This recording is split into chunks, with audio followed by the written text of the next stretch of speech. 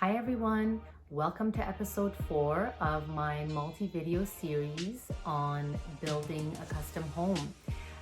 If this is your first time joining, my name is Masa and I decided to document our process of building our custom home. I hope that you were able to watch the previous episodes 1, 2, and 3. I have posted the links to each episode in the description box below. So hopefully you'll be able to catch those. I got a lot of good feedback from them, so I hope that you enjoyed it, or if you haven't seen it, I hope you enjoy it. And like always, if you can, please remember to subscribe to my channel, press the like button to my videos, and hit the notification button so that you know when my videos pop up. I would really appreciate that. And if you can, follow me on my Instagram page, Masa Loves Designs. You'll be able to get some first-hand sneak peeks of what's coming up on the videos, and also some of the decision-making regarding the finishes in our home. So a lot of fun stuff, and I think you would enjoy, so make sure you follow along. So let's get into this week's video. Did you guess what it was? Paint, yes, and some of the other options that surrounds it, such as paneling and wallpaper. So those are the 3 that I'm going to talk about today, specifically because we are kind of in the process of deciding what we want to do, either now or possibly post-build on some of these options. So let's get into it. So let's talk about why paint color is so important. I think it's one of the things that people forget about when they're building their home. It should be one of the first things, really, because it affects everything around it. We're so busy, designing our kitchen, picking our finishes, bathrooms, floors, tiles, plumbing fixtures, that we forget about paint. The conversation of paint comes up and we're like, oh my goodness, totally forgot about paint. And it's on your walls, which is the biggest space in your house, so of course it should be one of the top things, right? I found 3 factors that it affects, which are really important to keep in mind when you're building or even renovating. First, I found paint definitely affects the size of your space, right? So if you're going for lighter colors, that space is going to be more airy. It's going to be bigger. And if you're going for darker colors, it's going to be, feel more cozy and moody. So it's obviously a personal choice between the 2, but I think most people would like their space to be much more airy and brighter. So they usually choose lighter colors. That's why it's so popular. The second thing I found paint color affects is your furniture. So your build is done now. How are you going to fill that space? And once you fill that space, how is that going to work with the paint color? Obviously, you have to select a paint color that's going to complement your furniture, not clash. So you have to keep, again, that in mind from the beginning when you're selecting your paint color. And then lastly, it's going to set the tone in that space. So it's going to allow your space to be either moody and more formal when you're going for darker colors, or you're going to have that space be more casual when going with lighter colors. So again, it's a personal choice, but these are 3 things that I found is so important to keep in mind when you are selecting your paint color. So let's talk about what we selected for our paint color. We chose Sherwin-Williams Natural White. It's a designer series edition, and it's absolutely gorgeous. It is not an off-white, and it is not a stark white where it would just feel cold. It almost feels like you're surrounded by clouds. Like, that's kind of how I see it as. That's why I loved it so much. And one of the things I ended up doing, which they don't do a lot, but this is kind of a trick if you guys are looking into painting, is I've decided to do my trims, my walls, my ceiling, my doors, all the same color, which is in this natural white. And why I did that, you ask, is it allows almost a seamless look from the floor to the ceiling. It allows my ceilings to seem much more higher than they are, and it also allows the space to seem bigger, and of course, because it's a white, it would feel much more airy and bright. So I love that for that reason. And another thing is you'd be deciding on what type of sheen you want, whether it's high gloss, semi-gloss, or matte. I definitely don't recommend matte because, especially if you have kids, in high traffic areas, it's almost impossible to be wiping those off, the fingerprints and any type of, scuff marks or anything like that. So keep that in mind when you're choosing the sheen that you want. We'll probably end up going for something in the middle, like a semi-gloss, just to have it be kid-friendly and of course still that look that I'm going for, which is a minimalistic look.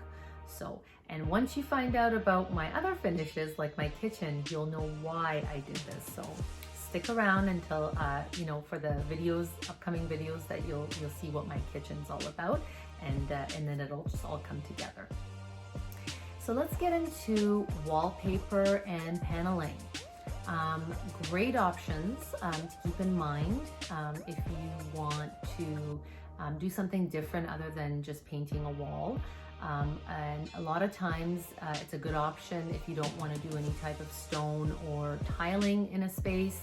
And I know for us, when we're talking about wallpaper, I definitely will be doing wallpaper in the 2 kids' bedrooms.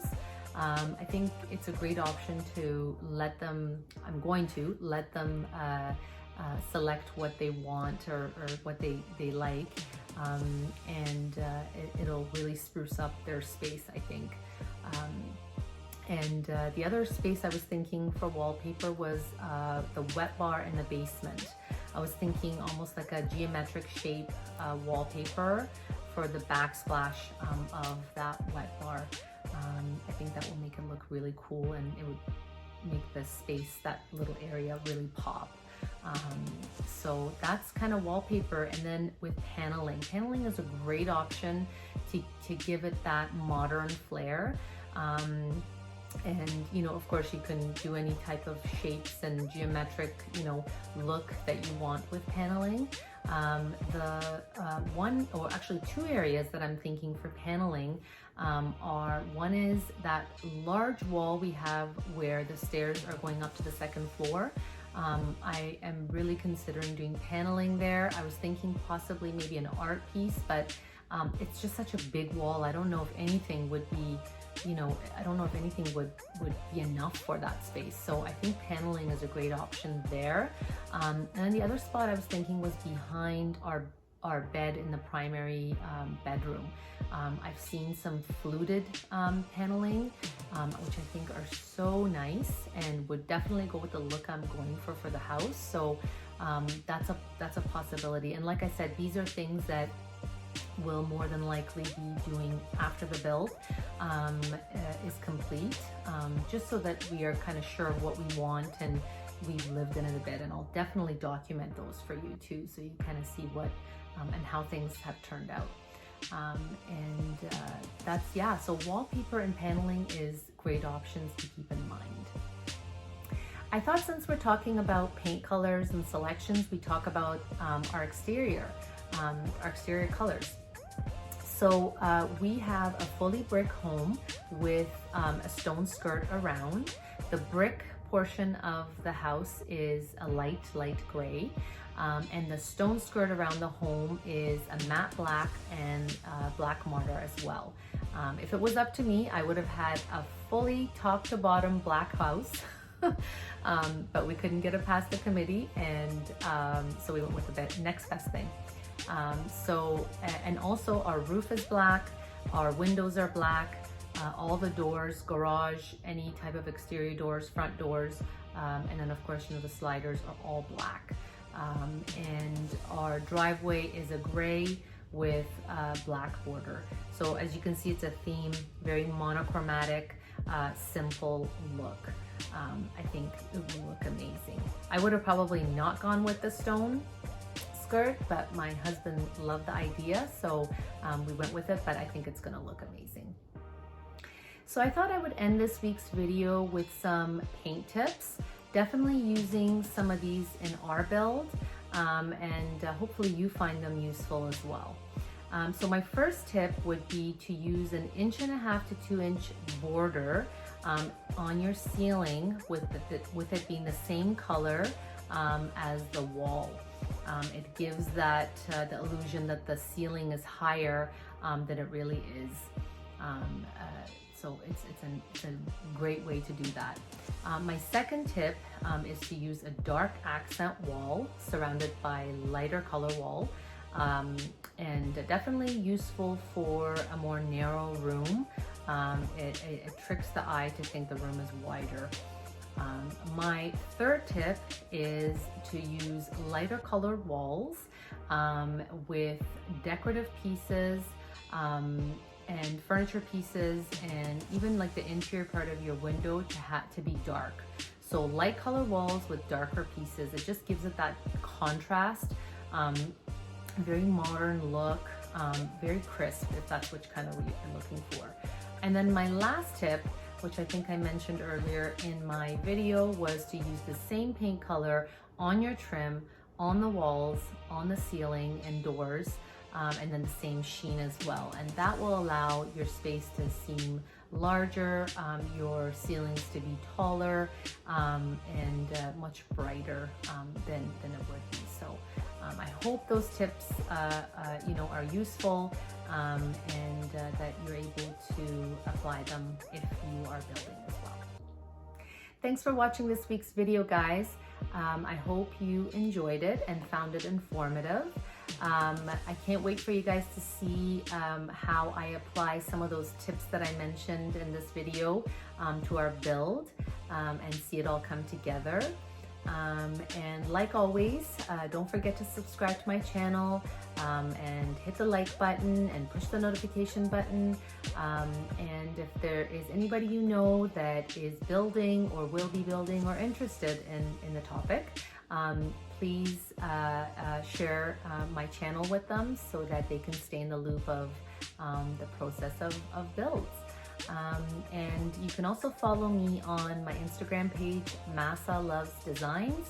I have some really cool tidbits on there as well. I hope you guys have a great week. See you in the next one. Bye.